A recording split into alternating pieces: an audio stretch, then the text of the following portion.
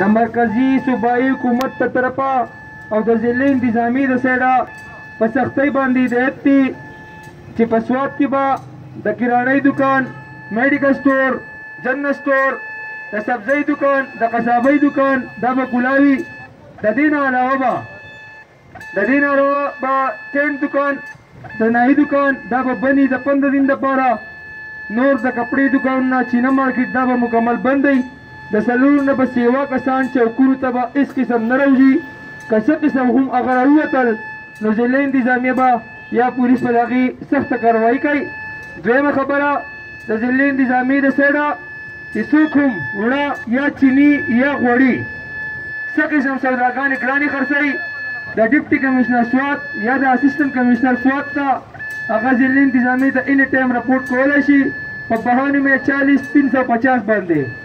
92 40 350 باندې هغه هر قسم رپورټ کولی شي. او که څوک هم دلته په دې چوکونو کې یا د کرکټ په ګراونډونو کې ونیولی شو د هغو خلاف به سخته کاروایي کېږي.